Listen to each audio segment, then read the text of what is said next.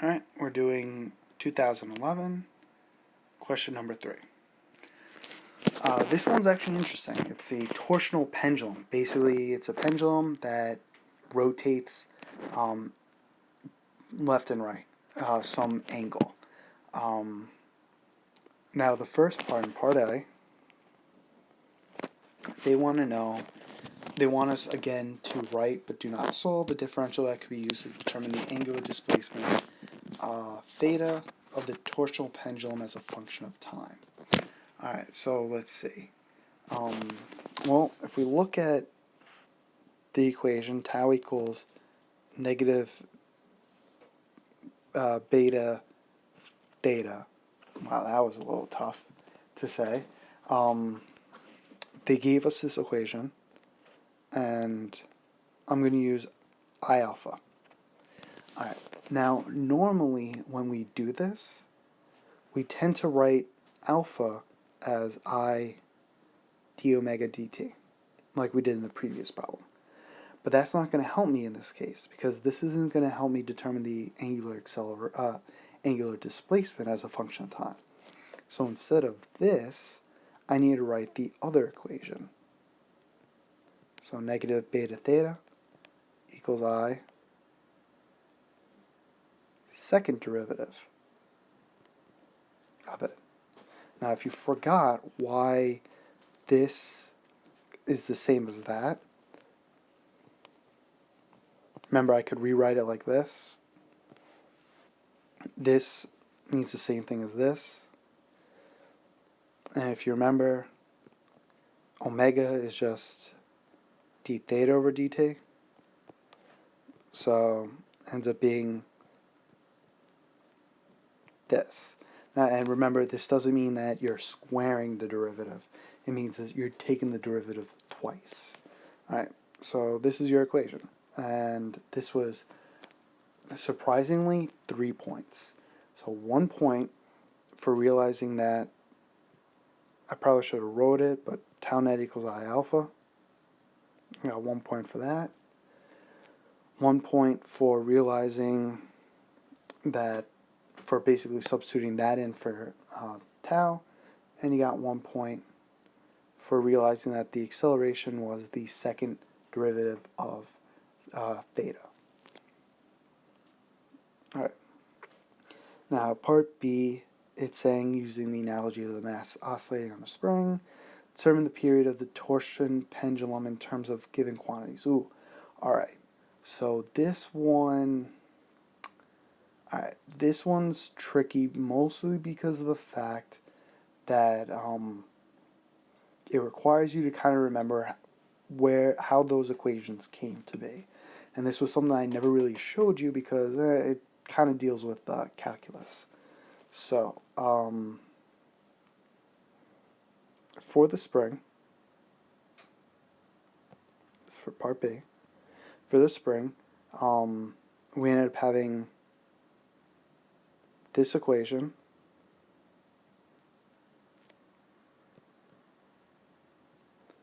for, and this was kind of, that whole, the F net equals the spring force. That's what this is saying. And then you end up saying that angular frequency was equal to root k over m.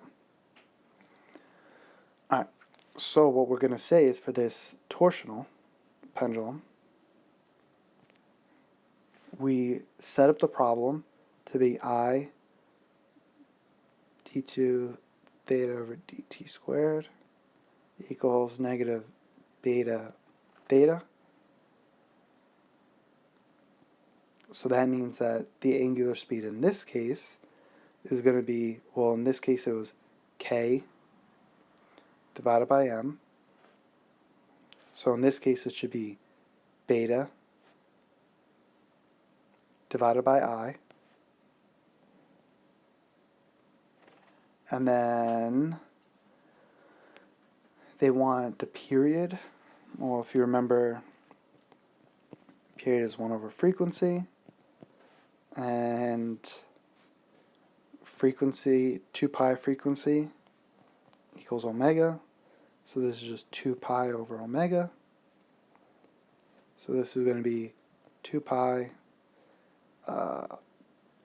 root I over beta. And that was pretty much it. That's your answer.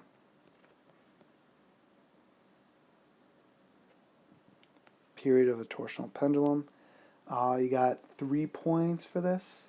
So 1 point for realizing that B was the analogous of K and I was analogous to M.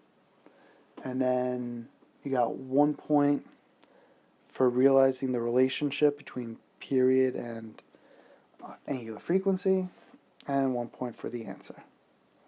So a quick and easy 3-point problem. Now, you didn't have to actually use this. You could have actually went straight to saying that since this is true for the spring, you could actually just use the period equation, 2 pi m over k, then, and kind of doing the same thing.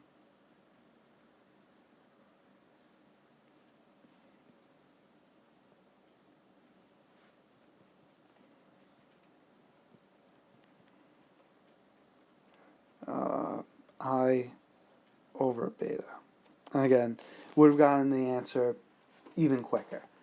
And still that was 3 points. But it was a little bit tricky, mostly because you had to remember where that the frequency and the period of a pendulum comes from.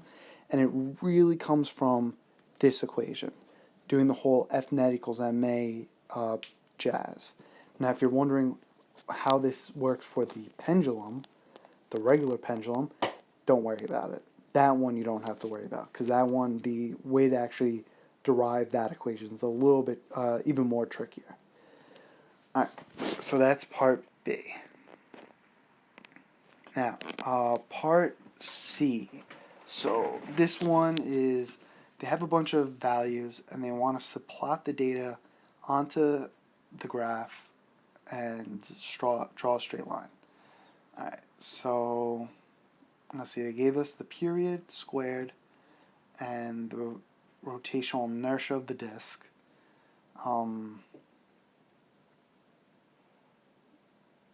Alright, this one, honestly, I'm not really going to go into, I'm barely going to show you how you do this. You're going to end up getting a graph that, I mean, they give you everything, pretty much. This is honestly, if you guys didn't get this one, I'd be very, very shocked, since I'm pretty sure my Regents kids could probably get this. So you'd end up getting something that looks like this. Oh, wait. Except it shouldn't go through to 0. It should look more like that. So maybe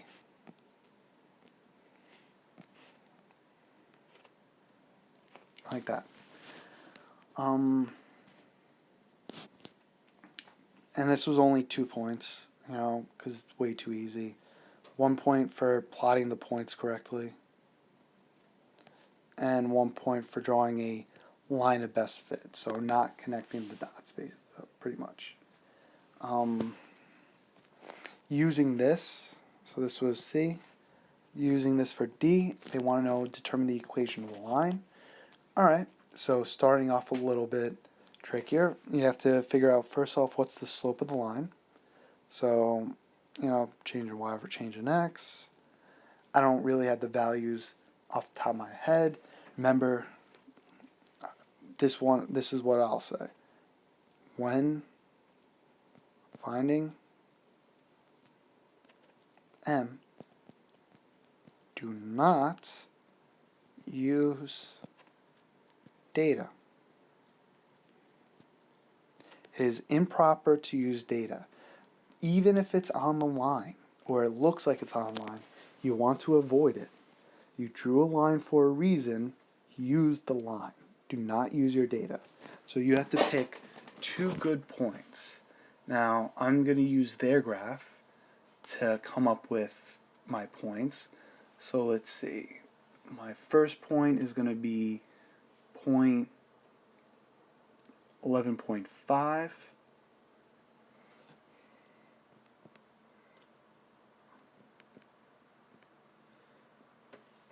And my second y point is going to be, is that 6?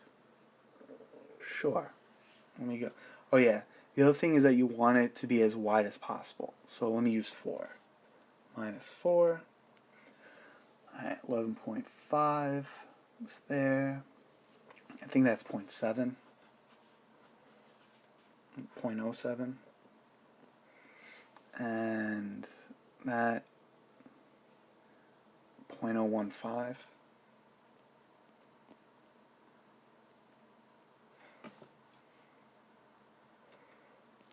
Alright, that ends up giving us 11.5 minus 4 divided by 0.07, that's 0.015. So I ended up getting 136 seconds squared per kilogram meter squared. Alright, so that's my slope. The next thing that you have to do is actually figure out what the y-intercept is. Now that's based off of the graph itself. So again, when you do the line of best fit, you should have a y-intercept, and in this case, according to this graph, it was 2. You know, so remember y equals mx plus b.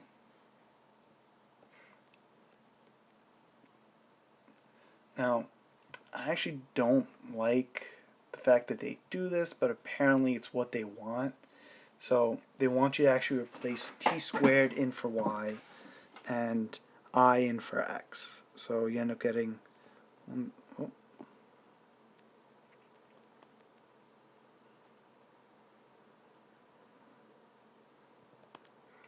I plus 2s squared.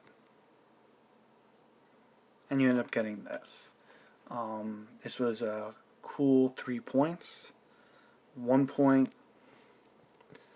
for determining the intercept through the graph. 1 point for plugging everything in, and again having I and t squared in there. And you got 1 point for using 2 points from the line of best fit. So from line of best fit. Remember, not data, line of best fit.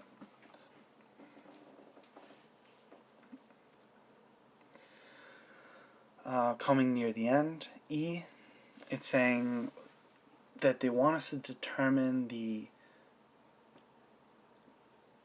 constant of the rod from based off of this line.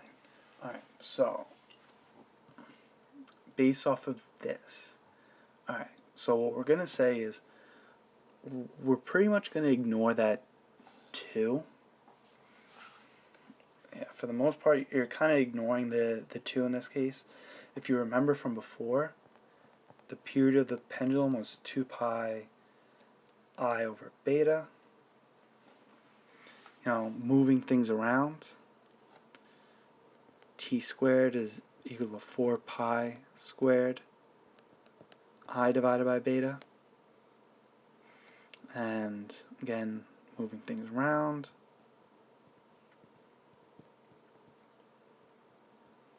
I get this.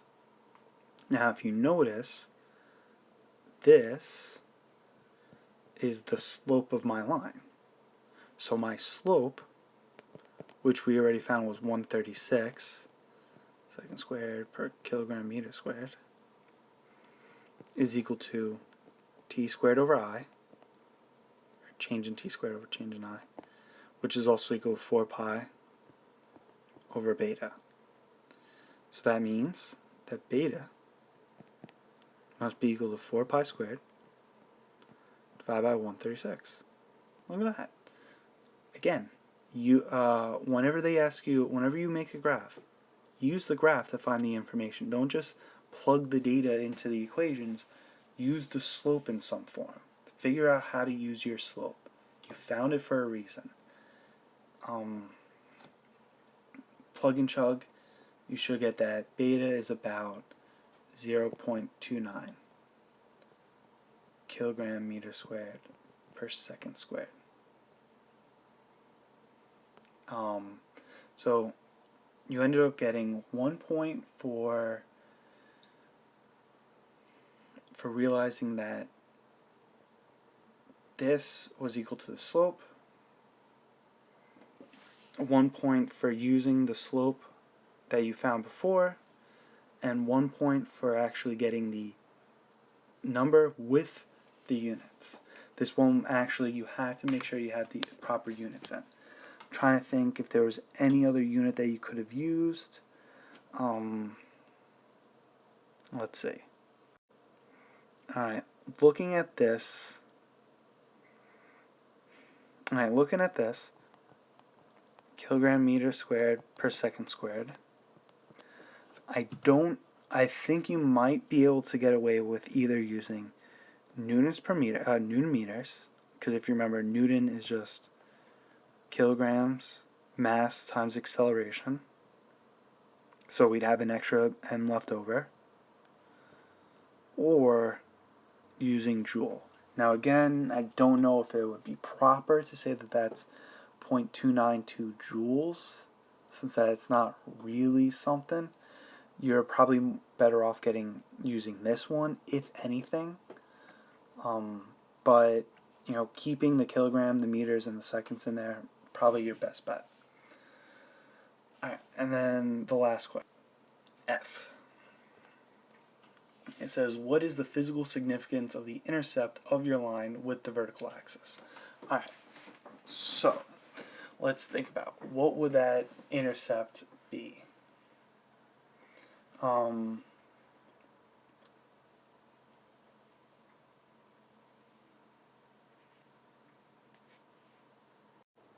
Alright, so let's see. In the graph, we had t squared as a function of I. And so this basically told us what the square of the period was, based off of the rotational inertia of the disk. Now, if we look at the y-intercept here, at that point, that's when the rotational inertia of the disk is 0. So this basically means there is no disk.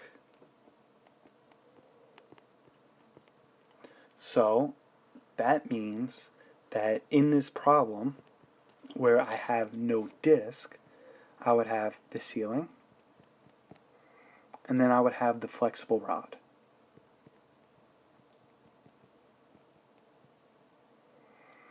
So what the y-intercept means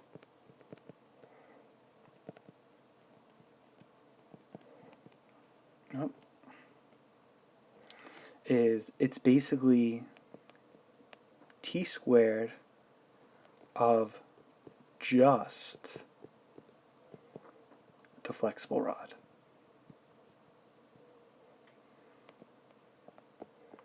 Without disk. Which makes sense because based off of the graph, we could have all these different disks and they would all have their own unique their own period of oscillation, but the one thing that's constant about them is this flexible rod.